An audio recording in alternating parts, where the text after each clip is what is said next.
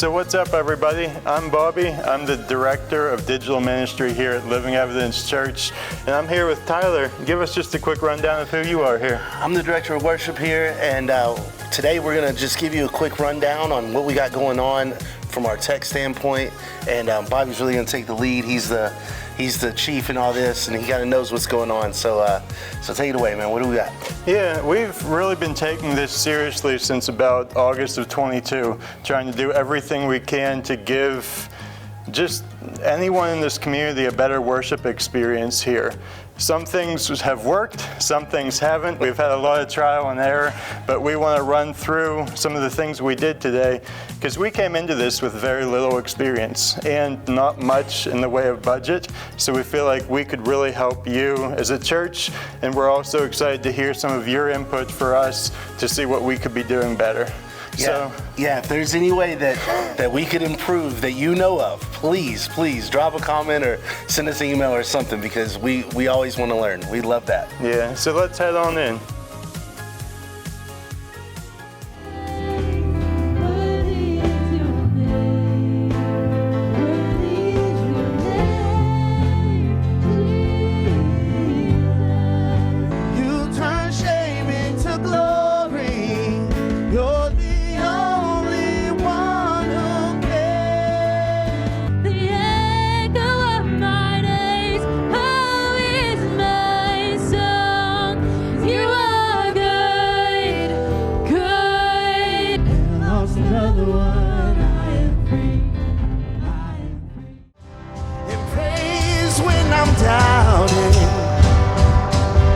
I praise when outnumbered, and praise when surrounded. Worthy is your name, Jesus. You deserve the praise, and I'll sing them back to you. Shout Jesus, shout Jesus, shout Jesus from the mountains, Jesus in the streets. Praise the Lord, oh my soul.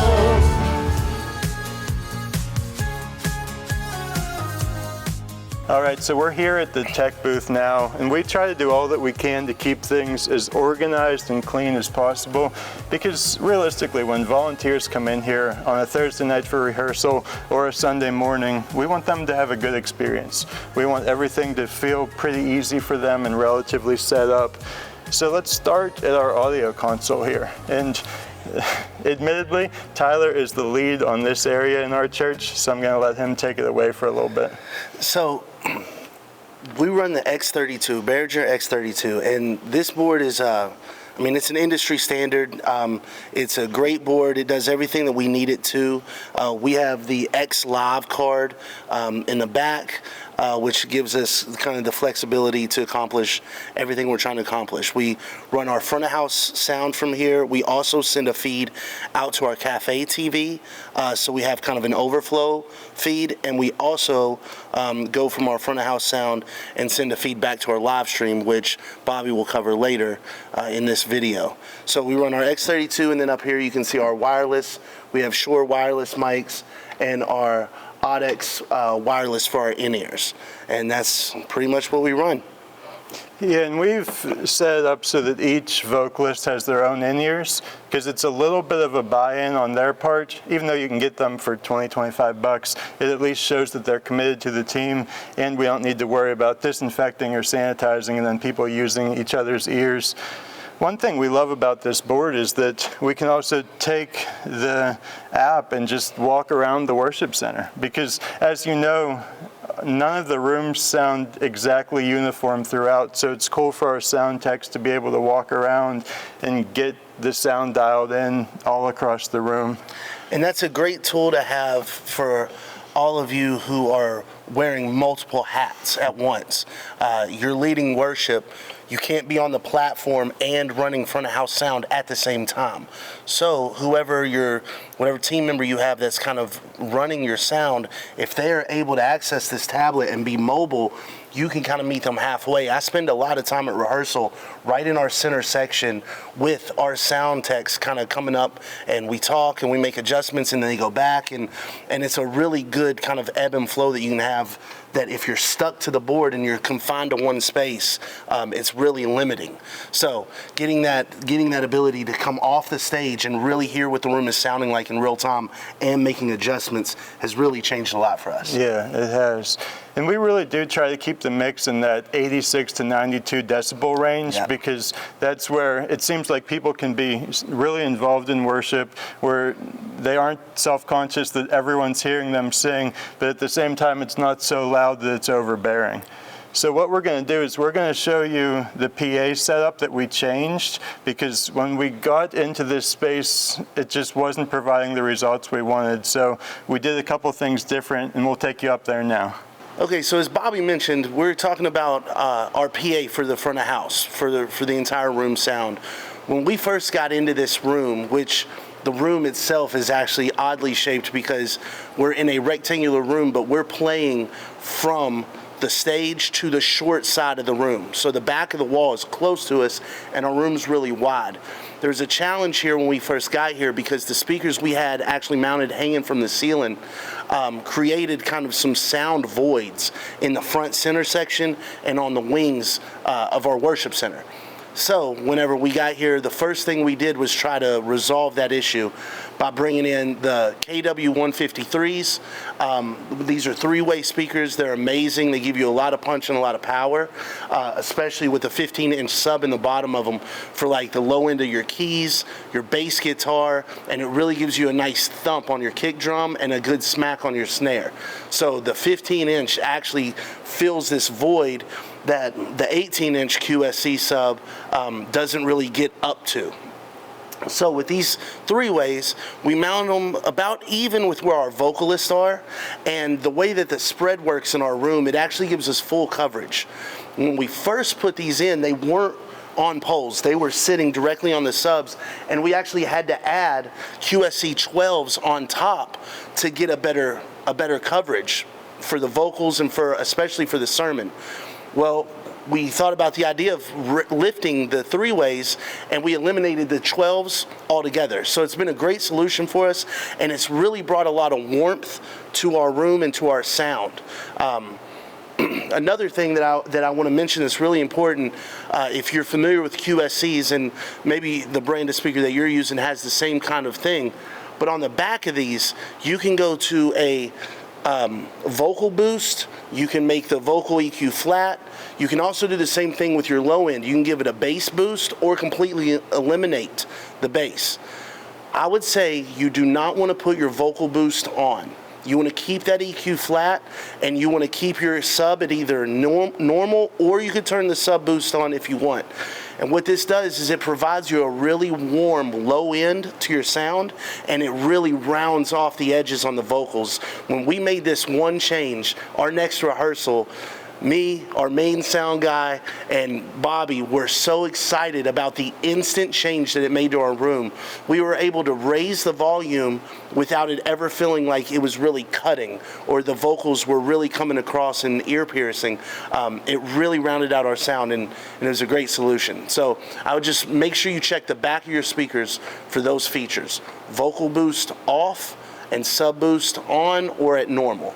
And again, these are the QSCs, the KW153s. These are great, and they're not expensive at all. Okay, so now what we're going to talk about is the sound treatment of our room. And as I mentioned before, this room is a rectangle that's really wide and pretty shallow. So what we're experiencing when we first got in the room was we were getting a lot of sound bouncing back, reflection off the back wall coming back towards the stage, and it was giving us a little bit of an issue. So as you can see, as the camera starts to pan around the room, we put some sound treatment up. These are just sound panels along the side, and then going across the back of the room, you can see they're much larger. And we just hung those in a way to just try to absorb as much of the sound reflection as we could while still being, somewhat aesthetically pleasing and not standing out too much. I would recommend, if you're in a room where you're having a lot of natural kind of reverb and a lot of sound reflection issues, to really, really look into a way that you can sound treat your room. It makes a very big difference in your ability to control the mix, in your ability to control the front of house sound, and for the experience of the congregants in the room. You don't want a distraction of hearing an echo or of hearing a snare drum that's delayed in what they hear versus what they see on the stage. So that sound deadening, that sound dampening is definitely something that's important. And in our room, this is an ongoing process. This is not the final solution by any means, but as many of you know, working in the church, budget comes around once a year, and that's something that we're looking forward to for our next budget, to really figure out what a good long-term solution could be. All right, so now we're up on the platform, and we're going to talk about first what our musicians and our vocalists use to mix their in-ears. Every person up here that plays an instrument or sings has their own set of in-ears and their own personal mix to control them. We use the Behringer P16. It's a really cool small unit. We'll get a close-up shot of it in a second, but it's this great unit that it gives you 16 channels of whatever you want to send in there. So from our X32, we can decide exactly what goes into each channel. And then as a vocalist, which is my primary job on the team, I get to control how loud my click track is, how loud our MD's voice is in my ears for all of our cues. I get to control my exact vocal level compared to the other vocalist, and the drums, bass, keys, and so on. It's a great tool, and it's set up over here for our vocalist. So we have the P16 right where they can get to it for rehearsals and even before and after service. And coming out of the back, it's connected to our Audix wireless unit. So the pack that we showed you earlier from the tech booth, this is the unit. So it's out here. There's very little interference that we get. It's not back in a closet somewhere where we could lose signal. Those things go together. They work in conjunction with one another and connect. So it makes the P16 a great tool to use for your vocalists, and it gives them control. Because as we all know, especially with vocalists, they can be picky about what they hear and what they don't want to hear. Also, something to think about, if you have harmony singers on your team, this is a great tool because they're going to always want to have the leader up loud enough to where they're really getting that melody so they know their harmony line is working in the song.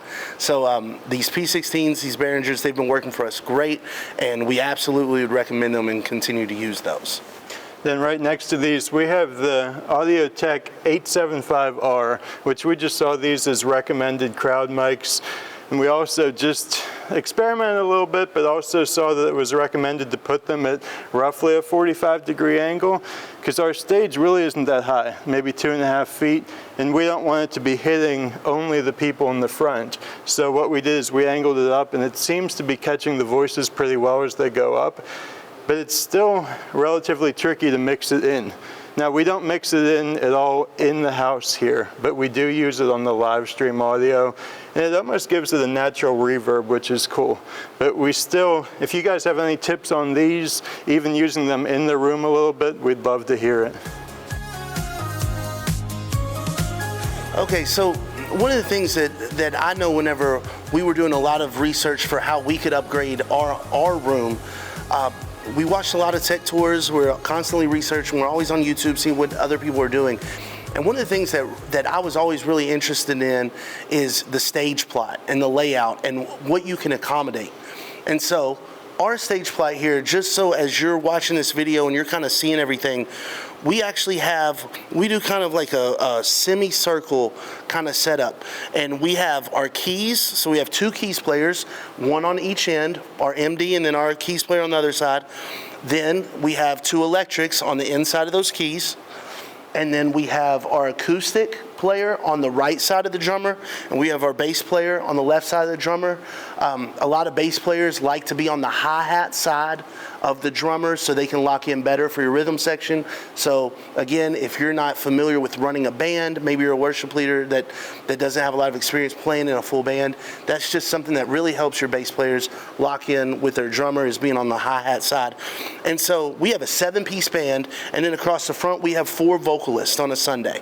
And we find that it just gives us a really full sound. And also, if you can build in, if you're blessed enough and fortunate enough to have on your team, you really can build in depth with your team. So if on a Sunday one of our electric players can't be there, it's not a total loss. We still have somebody else there to play.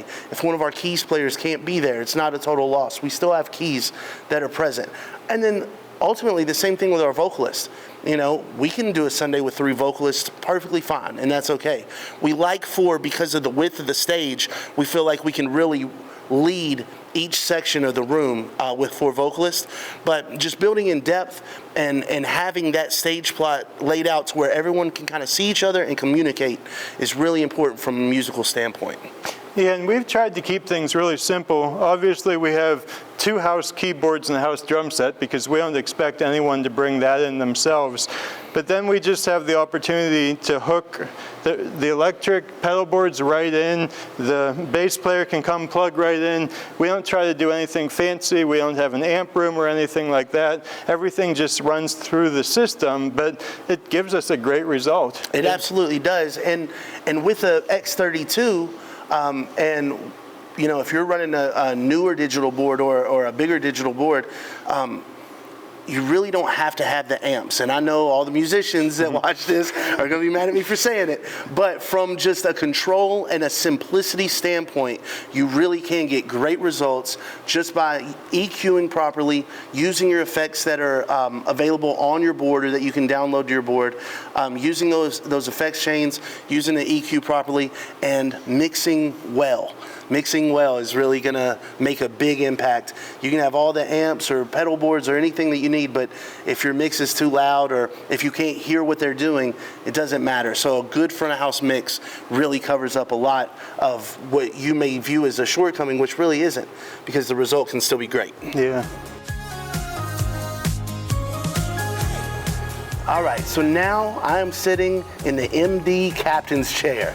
All right, this is like the most important role on a Sunday morning, in my opinion. And I have to give a shout out to Brian and to Sam, the 2 guys that MD our team. They are phenomenal, and anybody that is leading worship right now that has an MD, you know exactly what I mean, because these guys take us through everything. They literally talk us through the entire service, and this has absolutely changed worship in our church, the culture of our church, the freedom, what we're able to do as far as going back into a bridge, because you know there can never be enough bridges. I mean, it's phenomenal. So we're going to now go into the MD station. So again, this is the perspective of our MD on a Sunday morning. And as you can see, this is a P16. There's the platform for one of our electric guitar players right here. The MD's P16 is right down here, and just with one touch, they can make any adjustments they need to. They also have their talkback mic, which is right here, which is on a boom stand, so it's easy to, you know, for them to lean into. They can get it out of the way if they need. This boom mic and this boom stand and this mic, it can turn itself. They can turn it on and off if they need to. All this does, this mic goes nowhere else except into our ears. So it's ran into a channel on the X32, and from there it's sent only to the P16. So we never have to worry about anything that Sam or Brian says coming out in the house. It's just in our ears, and again, if you have room, if you're able, this isn't a difficult setup. It is game changing. And then right here on their music stand, you can see this is our tablet that runs our click tracks, our click and tracks. Sometimes we use full tracks for multi-tracks. Sometimes we simply just use a pad with a click track on it. We use playback. It works great for us, and it's constantly expanding. So again, I would recommend at the bare minimum, adding in a pad with a click track. It does so much to lock your band in and make everybody feel unified and on the same page with what they're doing. So from right here, we can play, we can run the track, we can talk to the band, and we can control our in-ear mix. This is a great setup for any MD, I think, and it really makes a big difference. All right, now that we're at the stage, we have a little bit of a hack for you guys that we were a little bit nervous at the time, but it worked out well for us. You see, we started out with a cream-colored stage, and it just didn't look good, it didn't fit the vibe we wanted, and it just didn't match the room. But we also looked into pricing for new carpet or for stripping the carpet, and the problem was there's glue underneath that we really couldn't get up. Right. So Tyler had the idea of rich fabric dye. So it's like, it comes in little bottles, they're like $3 each, and we literally used a mix of that with hot water in a garden sprayer, and we cleared the stage, sprayed all of the carpet, even on the steps, and it turned out better than we could have ever imagined. And the whole thing cost us, what, like 60 bucks, I think? Yeah, and I mean, this was one of those things where we really were kind of stepping out and taking a chance on something that we kind of hit a home run with. I mean, for the price and for the minimal amount of effort really we had to put in, it's not physically taxing. The toughest part was just moving the stuff off the stage. I mean, before we were getting ready to shoot this part of the video, we were kind of standing up here admiring how well it's held up and how good it still looks. I mean, this was really one of those things where it's like, we got to tell people about this. But I'll tell you, we were worried that we were going to ruin the whole thing because we didn't know if the dye was going to come back up and be on everybody's shoes and stuff, but it's worked out wonderfully for like 60 bucks. Yep. And another little hack that I wanted to share with you guys is back here, we have, I think it's just like a 1x10 mounted, like bolted together in an L shape and then just laid across the whole back wall of the stage. And what this does is it just hides all of our cables, cords, anything in this back like 2 feet here. And it gives it a really clean look for everyone in the congregation. So that was something, I mean, the wood was relatively expensive. It was maybe a $300 project, but the result just allows everyone to focus on worship instead of seeing all the ugly cords everywhere. This is another one of those things that no one in the congregation really noticed. It's something that you don't notice until someone points it out, but it makes a huge difference in the stage setup just looking so clean. We were trying to think of a way to have the preacher up here not be able to use notes and not have to have either a music stand or a pulpit to be more approachable and use eye contact better. So at first we thought, well, we can use our confidence monitor that runs through ProPresenter, but it was a pain trying to put any kind of notes into ProPresenter, especially with last minute changes and things like that. So what we settled on was we laid probably about a 50-inch TV right in front of this first row. Because in reality, you know from your churches, no one sits in the front row anyways. So this isn't connected into ProPresenter or anything, but this TV is strictly for the person giving the message.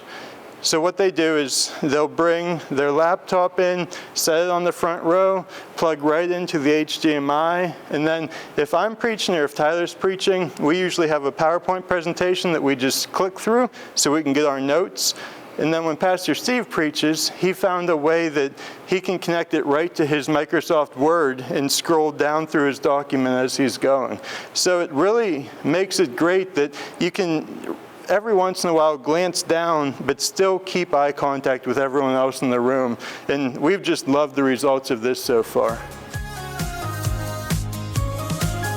So we ran into the issue. We had a Roland E-kit before for our drum solution, which it worked good for its time, but it slowly was wearing down. We had to replace some sensors and things, and it ultimately wasn't worth the price to keep replacing. So we really went big, and we contacted Goplin Enclosures, which I would recommend them so highly. Absolutely. And we ended up working out, we got the G2.5 drum enclosure. It wasn't the cheapest one, it also wasn't the most expensive, but it was one of those things that we knew we had to make the right decision.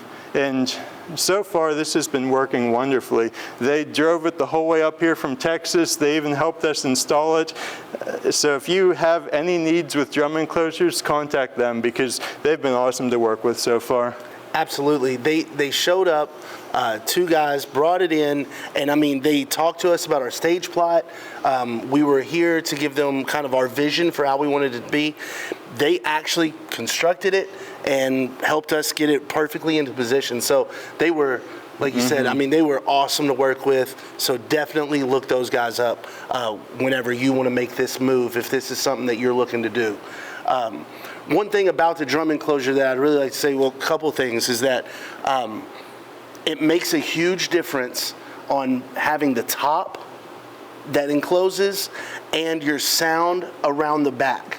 A lot of times you'll see ads for just the shields in front, and although those do make somewhat of a difference, the sound just escapes everywhere that the shield isn't. So the sound will just escape around the top. The sound will bounce off the wall right behind the drummer and go back out into the room. And as we talked about earlier with the sound treatment of our room, with it being so echoey already, we could not take the risk of having a live kit unless it was going to be really, really, really enclosed from a soundproof standpoint. So we made actually a couple of customizations to this as well. If you would, check out our soundproof blanket that we actually added. So the enclosure itself has a soundproof blanket, which is great. It's very heavy, really high quality material. Bobby and I, wanting to really ensure that this was going to be a successful transition, looked into ways that we could just really reinforce our efforts from a soundproofing standpoint. My wife, who we contacted to help us out, actually had a great idea of simply stapling the materials together so we could actually make it as big as we wanted. So we went to Harbor Freight.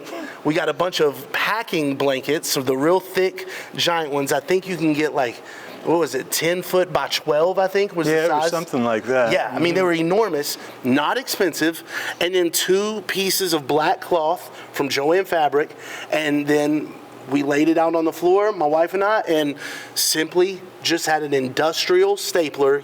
You know, you can't use the one in your volunteer office, but we got this industrial stapler, and we literally stapled it around, and then we mounted it to the top. I believe Bobby has some pictures that y'all be able to see of that process, but it was great. And this thing, this enclosure is phenomenal. I mean, we cannot recommend it high enough. And since we're talking about the enclosure, just to point out a couple more things, the enclosure is the investment. The rest of what you see here is very, very budget friendly. We picked up this Gretsch drum kit, which is a great sounding kit, right on Craigslist. Yeah, for $500, like relatively inexpensive. And it came with the cymbals and stands and everything. Yeah, hardware and all. I mean, if you go on any website and look to buy this kit alone, they're going to charge you close to that for the kit, for the shells. Then you're going to have to buy hardware.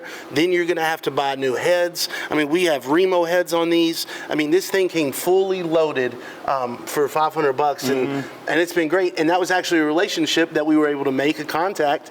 And I think that they actually join us online for service from time to time. So that was a great move. And then it's mic'd, obviously, because you have to mic your kit if you're going to put it in a drum enclosure. It's how it works. So if you're unfamiliar with it, we just got an Audex set. You can get them right on Amazon. They're great. Audex is a great brand. It's a great mic brand, and you can find they're a little bit more affordable without losing quality. Sure, the name brand is just it's more expensive because you're buying Shure, right? Audex has really worked out. I use it personally in my own music outside of church. Shure is great. And this is a simple 7-piece mic set for your drums. We've got 2 overheads up top. You've got each drum, each tom and the snare, and then you got the kick drum at the bottom. So this full investment was significant, but that's mainly because of the sound enclosure, because it's very, very important to have good soundproofing and to be able to mic your kit. So this has been a game changer for us. Yeah, and now we get to do some fun things, like maybe on the next budget, we budget for some new cymbals or some small upgrades, but it's here, it sounds great, and like I said, the drummers love it. Yeah. Just make sure when they're in there, they're not using just regular in-ears, but they have the full over-ear headphones, because it does get really loud in there. All right, so we're back here now at our area where we do the live stream sound. And this used to be one of our biggest struggles when we were first starting our live stream. A, because we couldn't get the sound right, but B, no one liked to be back here either because they felt really removed from everything. But just to start from the basics, we run from the back of our X32 out of, I believe it's the AES-B port. We run Cat 5e specifically, and I'll tell you in a minute why that makes a difference. But we run that up through the ceiling about 200 feet to this office. And then that ends up hooking right into this Clark Technic device, which what this does is then it switches all of the sound channels to a USB, and it runs into our Mac Mini here. Now this Mac Mini, it only has 16 gigs of RAM. It's nothing special, but it's all that we need here. And as you can see, I like to keep things relatively clean so that when volunteers are here, they just get to see what's in front of them. So then this sound goes into our Mac Mini, which that station's right here, and then we run everything through Logic Pro. It's been one of those things that we're constantly fine-tuning and tweaking it, but we have control over everything. And we get to use these Yamaha monitors. I believe they're 5 inches, and they tend to be relatively flat, which helps us hear the bass, the drums, the vocalists, everything, and allows us to do a consistent mix week in and week out. This feed here comes right from the back of our ATEM video switcher. So that runs HDMI out of the back of that. Then we transfer it to Cat 6, I believe, and run it the whole way back here so that the person running audio back here can get a clean feed of what's happening in the worship center as well. One little thing we tried to do is during rehearsal, we try to keep it on just a nice wide angle of the room so that this person can see who's playing and who isn't, because we all know that sometimes you have to find a harmony or you have to really learn your part, so you might not be playing the whole time. One thing we recently changed though, and it's a bit overkill, I know, but we've brought in this Allen Heath SQ5 board as a remote for Logic. So it's not necessarily doing anything new within here, but it makes the mixing so much easier where you can actually move faders at different times and really get it dialed in instead of trying to use the mouse over here and scrolling back and forth. So that's one thing. Our volunteers have really loved this setup.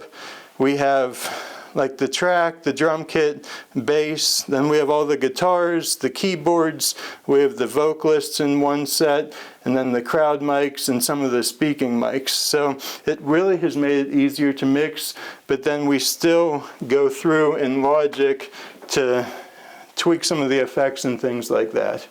So I know this setup is somewhat complicated, but it really does help if you want to be serious about your online stream. It really does help to be able to mix out of the worship center because there's just so much sound bleed that we want to be able to concentrate specifically on this mix. Yeah, the live stream audio is oftentimes going to be the first experience that your community has with your church service. Whether it's them tuning in to hear the sermon for the first time, or joining in for worship for the first time, the new front door of the church is the live stream. It is your website. It is your social media. So it's extremely important that you represent what's going on in the room the best you can in the most authentic way you can on your live stream and in all your digital media, all your digital platforms. So we've went through a lot of trial and error and work. And music is what I've done full time for the last 10 plus years. And I don't know everything, especially when it comes to music from the engineering, audio detail kind of standpoint. Bobby and I, we research, we watch videos, we do the best we can. But something that I cannot recommend highly enough is to find someone that you know personally or someone that you can know personally and physically get on the phone with, or have them FaceTime you or do a screen share on your computer. Have somebody that you trust their ears and their knowledge to help you set up a template for your live stream. Because if you come in every Sunday and try to do it from scratch, you're really fighting an uphill battle.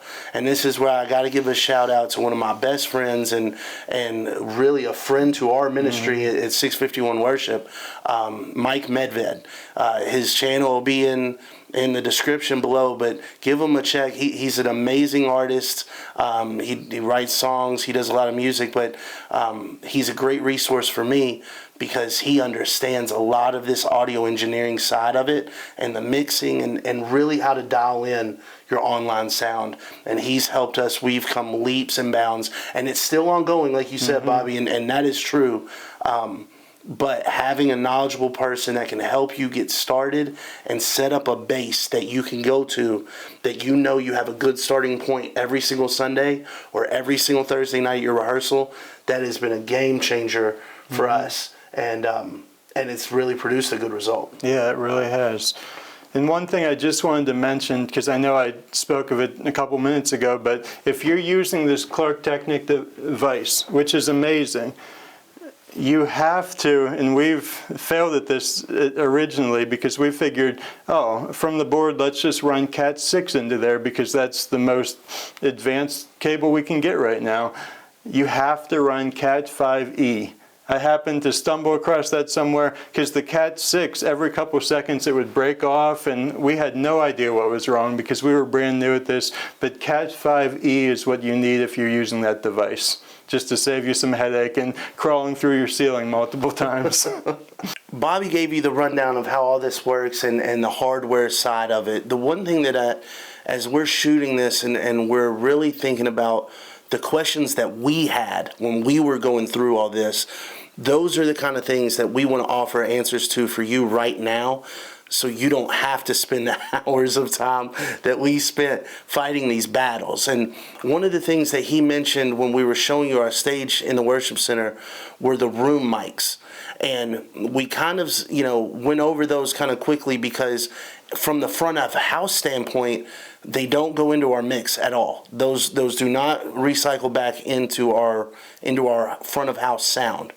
The reason that they're so important, though, is because they have their own channels on our live stream mix, and they're relatively low compared to our other channels, as you can see here.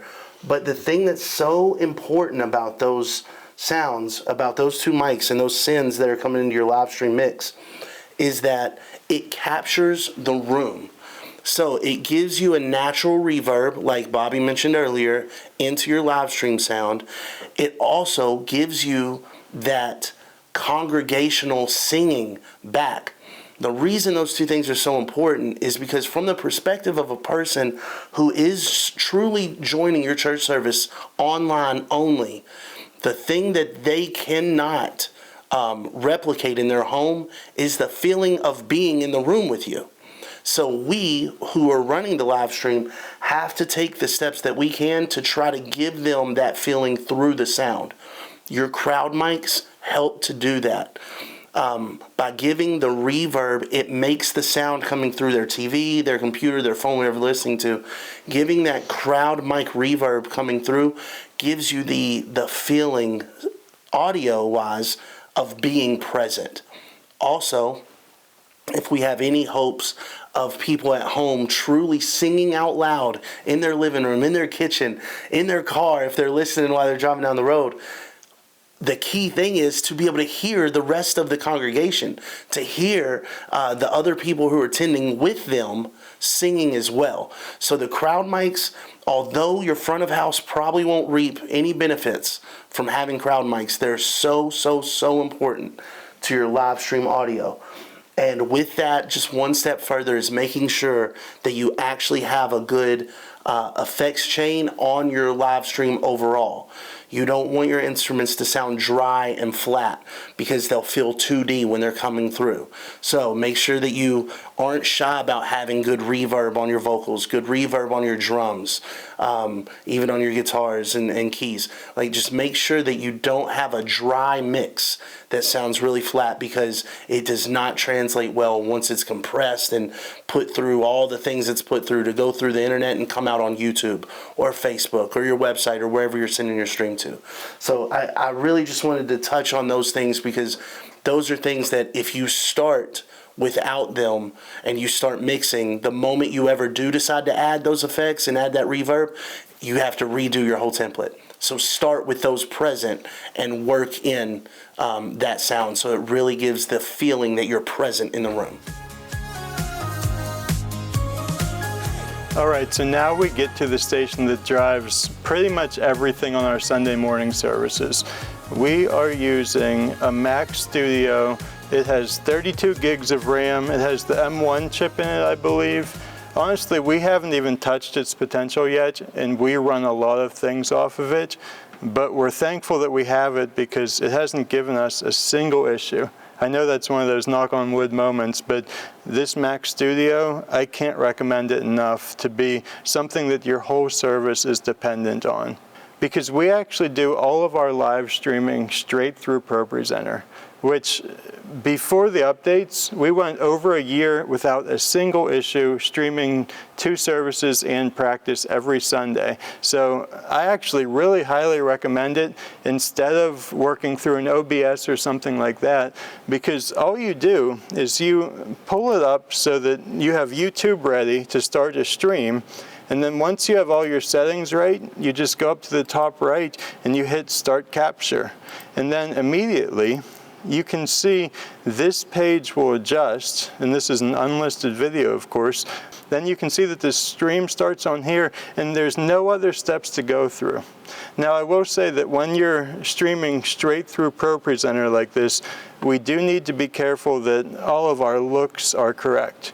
So how I have this set up is on the top right of the screen here, we have the top view up here is what the projectors are showing in the room.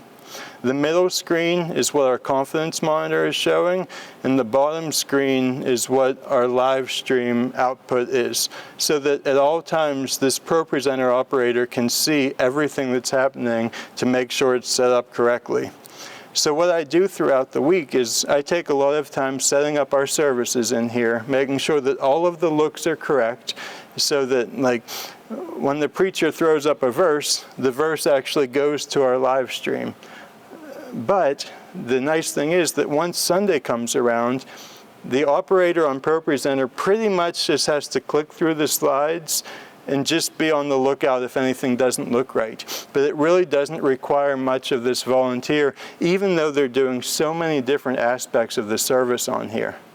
One helpful thing that we do too is I've set up a 15-minute countdown leading into the service.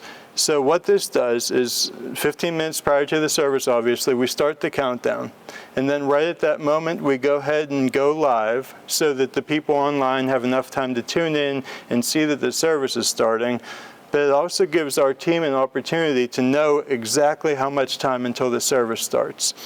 And then once this is getting right around the 0 mark, I have it set up that the lights automatically shift to give some stage lights as we start the service. I have it set up so that the audience view, instead of seeing the countdown, switches to our cameras.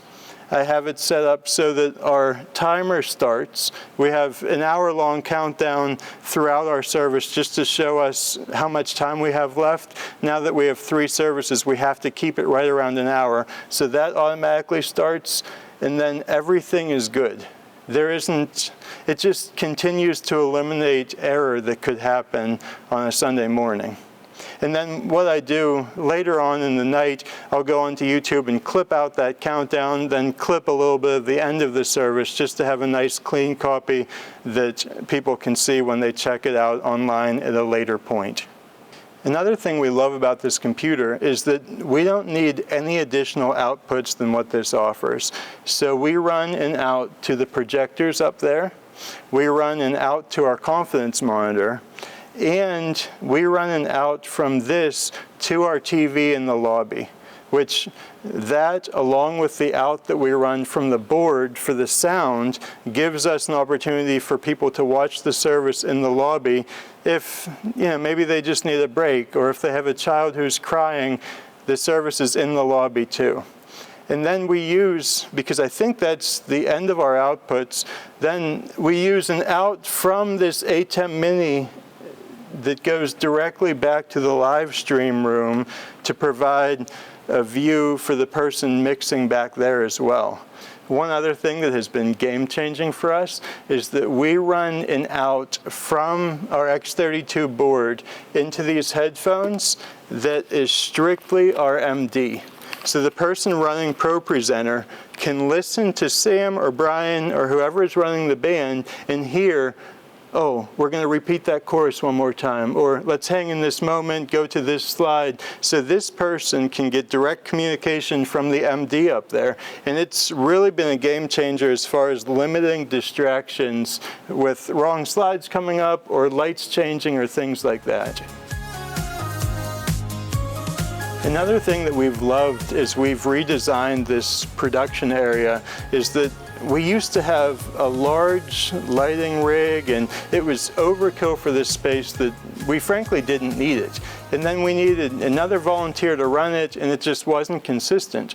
So what we've done is we've started utilizing the Light Key software.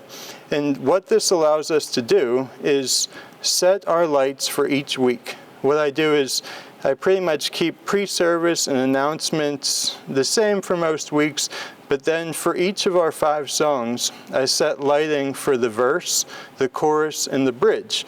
Usually the verse will be a little bit lower lighting, kind of some moody things, and then for the chorus we have some bigger lighting, and then the bridge, usually some kind of moving action as the bridge intensifies, but just these subtle changes. I know it's only 15 cues each week, it's nothing crazy, but these subtle changes allow the congregation to be so much more into our worship. So it's really nice when you click from the verse to the chorus, you see the light change automatically. I think we have it on a 2-second transition, and then if you go from the chorus to the bridge, for instance, the lights change again, and it just makes it so easy for this operator, even if they don't know what the lights are going to be doing, they can see this MIDI cue on here, and then know that when I click that slide, the lights are going to change. So as I'm speaking of these lights, I do want to give a rundown of the lights we're actually using, because we tried to stay as budget friendly as possible while still giving us a ton of different options for the lighting in this room. So if we first look to the light bar that we have up above us, I can talk about those specific lights up there. So the 3 lights in the center, they're called Chauvet EVE E50Zs, and they're specifically a warm spotlight, and the 3 of those lights get our stage area. We would love to have 5 of them. It would give it just a little bit more uniformity in the front of the stage, but at the same time, those give us a nice concentrated look that is consistent from week to week. So we have 4 Chauvet wash lights up there, and their primary purpose is so that we don't ever have to turn the house lights on. So we use those during the sermon, if we would have a communion moment, or at the end of the service, they provide just enough light on the seats that people can see without that blinding effect of hitting the house lights. And then also up there, we do have some flexibility of having two Chauvet Rogue R2 lights. Now, we were fortunate enough to inherit these because they're relatively expensive lights, but they're movers up there. So if we do have a moment that's not on the stage, so when we do have a baptism moment, or if we have communion on the floor or anything different, since we don't have a lift and we don't have the ability to get up there, we are still able to have the flexibility of lighting different areas in the room when we need to. So that's been really beneficial for us. So with this being a wider room, we did have some difficulty finding out exactly how to light it the best. And as you can see up there, this is just a different view of the light bar. This is more from the front of the worship space. You can see the three spotlights in the middle, and they're hitting the stage from the front. But if we only have those three lights, everything would look really flat. So one of our initial investments, which was very, very cost effective, is we've gotten these American DJ Mega Bar lights. There's two here, three across each side of the back, and then two on the other side. What these do is they've provided us so much depth for our services, and they provide some side light for the musicians, some backlight for the musicians, and they're less than $200 a piece, which we know for stage lighting is incredibly inexpensive. And it's cool, they can do so many things as far as like blink and make patterns. We have so much flexibility with them for how cheap they really cost. And then we did inherit two more of these Chauvet Rogue R2 moving lights. And instead of putting all four up on that bar, we put two of them on top of our speakers. So then these really help provide a lot of depth, because when the vocalists are up here, you get just enough light hitting them that it's kind of hitting the sides and backs and giving the room a completely different vibe.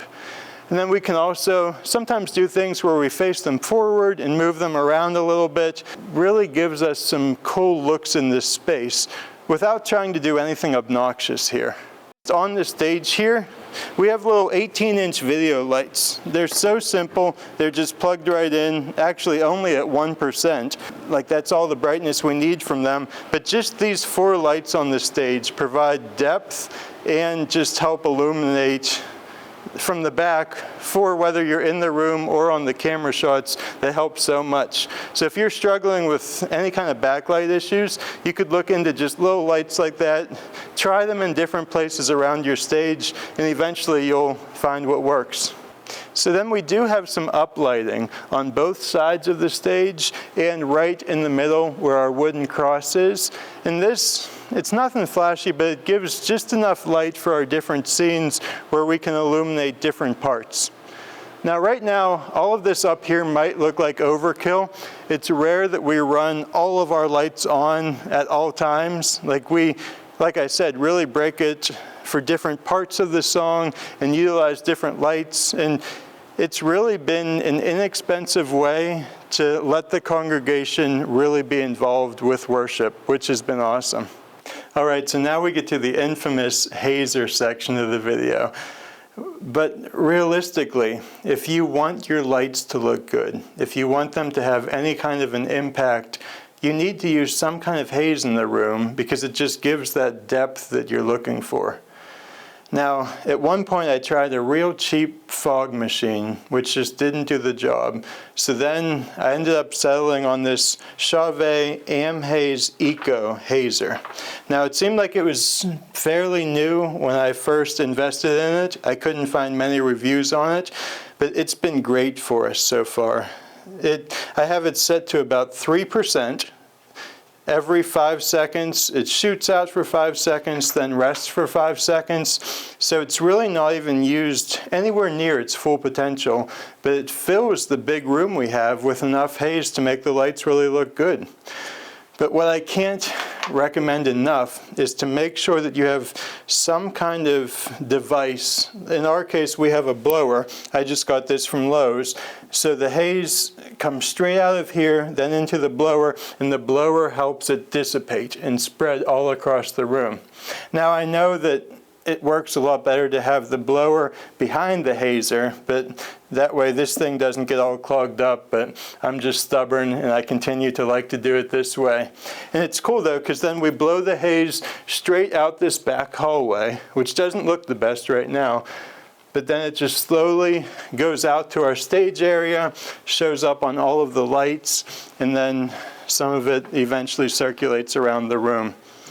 Now, there's no exact science with the haze as far as when the heating and cooling systems are on or anything else happening, but I would say just play with the location as much as you can, the output as much as you can, so that it can really highlight the lights without being a distraction.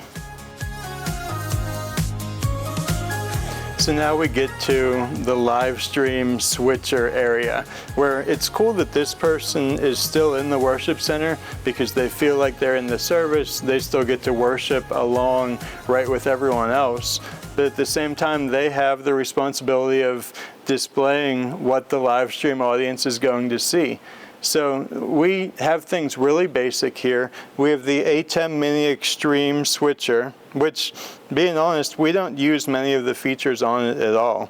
We pretty much just use it to switch between our 6 cameras.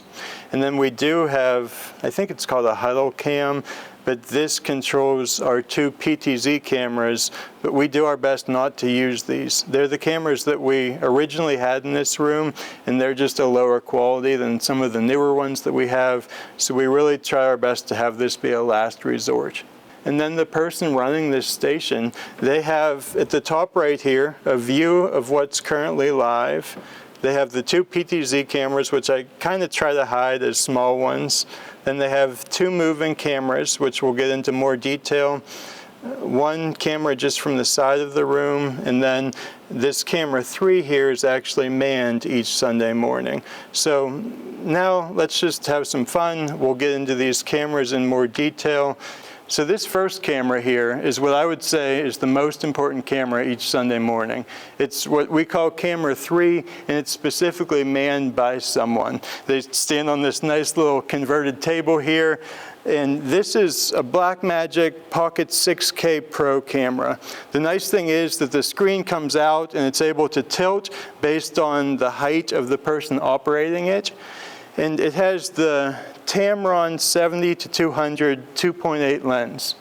Now, I love this lens. We originally ordered the Sigma 70-200 2.8, and for some reason, I feel like this lens just performs so much better than that one. I can't recommend this one enough. And even though we're on the tripod, it's extremely stable if I'm doing any kind of handheld shooting. We're on the small rig video tripod.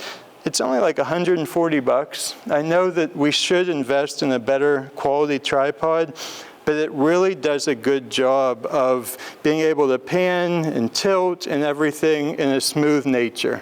It has tightened up just a little bit in the about a year or so that we've had it, but overall, I couldn't recommend it enough. As you can tell, it gets high enough to be over enough of the heads, as I'm on like a 2-foot stand here with it up the whole way. One thing I really do love is cable management as well. So we have the HDMI in and the power in, so we never have to worry about batteries or anything like that. And then it just runs straight across our floor here with some Velcro, and then just straight back into our switcher. Overall, I love this camera. It really doesn't take much to be able to operate. A volunteer can do it relatively quickly with just a little bit of training. I would at some point love to have some hand controls that could do the focus and zoom, but for now we're just doing it the simple way of just operating the camera as it is. So one thing that I've really wanted to share is what we do for our 3rd service. So we only stream the first 2, but for the 3rd service, we stream it as an unlisted stream, and then we remove the lower thirds lyrics, and just keep it on this camera the whole time. And what we do is, it's nice because there's grid lines on here, so we record shorts and reels inside the center grid lines here. And as we do this, the results have been amazing. So we record it right through our system, so it's not like the camera has to pick up the audio. All of the audio is the same as our typical live stream, but then by uploading these into shorts or reels, we've seen our YouTube subscribers double just in the 3 months that we've been posting these consistently. So many more people are engaging, and it really doesn't take that much extra work.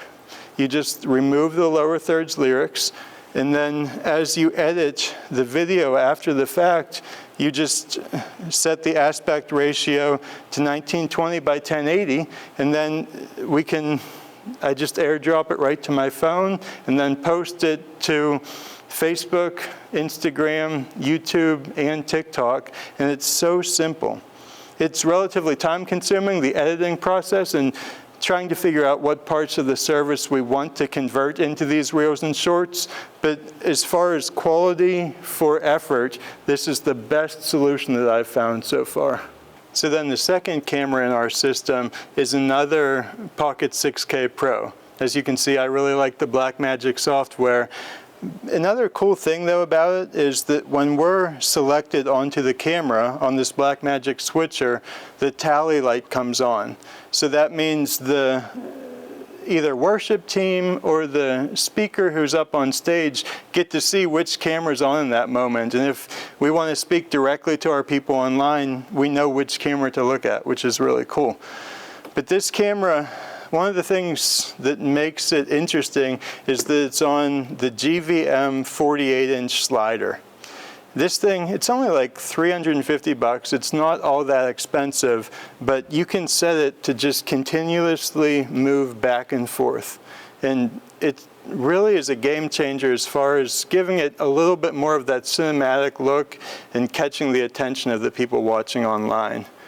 This camera does have the Sigma 24-70 2.8 lens on it. I'm not a huge fan of this lens. For some reason, it just doesn't give me quite the picture that I'm looking for. I'd like to try some different 24-70s or even lenses that zoom a little bit more. For some reason, this just doesn't get sharp like I would want it to, but it might just be a preference thing as well.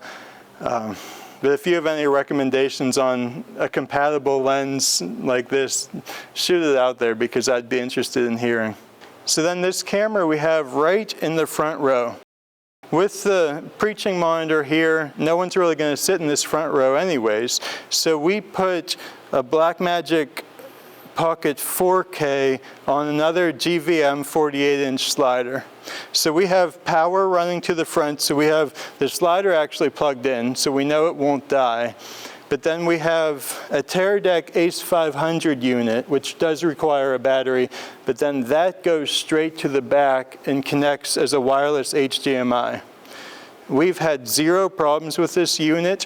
It has virtually no latency. It's been absolutely wonderful for us. And it has come down a lot in price recently. I think it's down to about $1,000, which still sounds expensive, but they were a lot more at the time that we purchased it. But it does give so much flexibility to run a camera like this when you can't necessarily run cords the whole way through the worship center. Then, as these Blackmagic cameras are known for, the battery life is terrible, so we also have a battery on a small rig plate here, and we usually swap it out for each service. And then, with us being so close to the stage here, we have the Sigma 18-35 f1.8 on this. And this typically gets wide enough that we can get a good look of everything happening on the stage. But we don't usually run it at that 1.8. We usually have it more at like an f4, just so we can get the focus right. But this really has been a great camera for us while people usually don't use the front row.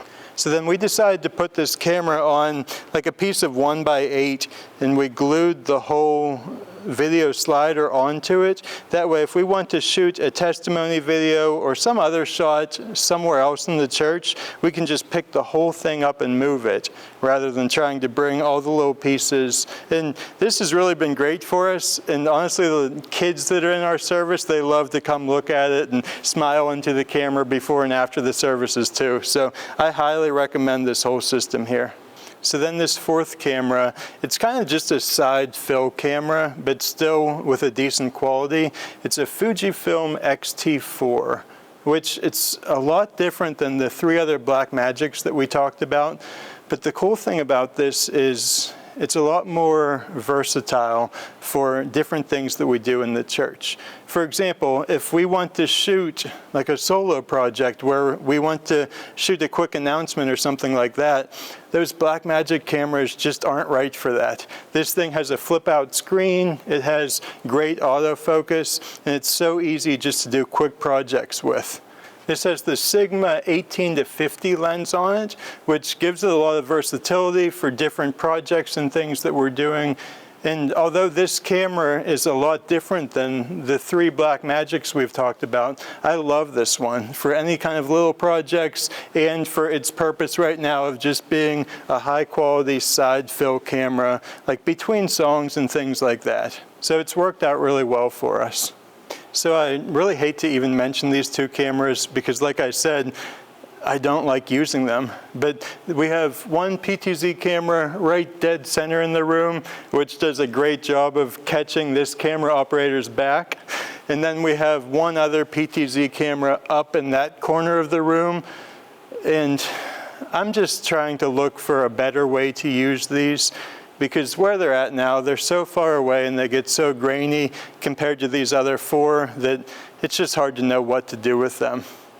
We also have one more G7 camera, which honestly is a pretty good camera, and we're looking at how we should utilize that in the room as well. We've thought about different things like a cable cam or even somewhere up on stage, but as you know, with limited budgets and resources, it's just hard to know exactly how to best utilize that. But we're very thankful for the 4 cameras that we have, as it's revolutionized our live stream for the people watching online. So as we're finishing this up, I know we went through a ton of information here. We would love to be able to help in any way that we can. That's one of the things that I envision is all churches working together. So if there's anything you have a question on, whether it be like something specific or something that we breezed over too quickly, feel free to reach out, whether through a comment on this, or you can find my email on the Living Evidence Church website. If you just Google Living Evidence Church, I'd love to talk to you more about this stuff, because we're at a point where we're trying to do more and more so that the congregation can worship and hear the Word of God in the most effective way possible. So if you have any feedback for us, just let us know, because we'd love to hear from you and we'd love to get more and more churches working together. So once again, I just want to thank y'all so much for taking the time to watch this video, and I just want to encourage you to use resources like this and use the people around you to really take the next step. I can't stress enough how much I was just treading water in the deepest end of the pool that I could imagine. I mean, we all remember COVID, and if you were in the church during that time, everything changed. And I've personally have just been so blessed to have been partnering in ministry with people who have been willing to take the next step with me to chase down this vision, but who's also led me along the way. Bobby is who you've been listening to a lot throughout this video, and he is literally the best teammate I could ever ask for in ministry and in tech and in production and just in what we're trying to accomplish as a church on a whole. I mean, really reaching into the community. And I just want to encourage you, if you're watching this video, clearly you have some level of interest in this. And if you do, partner with somebody. Find somebody that, even if they don't know what you know yet, or if they know way more than you know right now, partner with them and lock arms and chase this down together, because in a team, in community, through fellowship and prayer and research and ideas, you can accomplish a lot of great things for your ministry and for your church, and really reap the benefits of getting to spread the gospel and praise and worship and the word to all kinds of communities and all kinds of people. And you will be shocked at who you can reach. If you have no social media presence right now, you'll be shocked the first time 100 people follow your page. And if you're at 500 people right now, you'll be shocked when you hit 1,000 followers on your page. And it's simply because this pursuit is worth it. And so again, I just want to offer a short prayer. If you'd bow your heads with me. Dear Heavenly Father, we just come to you right now, God, and say thank you for these opportunities to serve you. Thank you for allowing us to be the hands behind the scenes oftentimes in your church, God. And thank you for giving us the commandment to spread the word to all ends of the word, all ends of the earth. And we just ask you continue to bless our efforts and bless our use of this technology, God, for your benefit and for your glory. In Jesus' name we pray, amen. Thank you, and check us out at Living Evidence Church.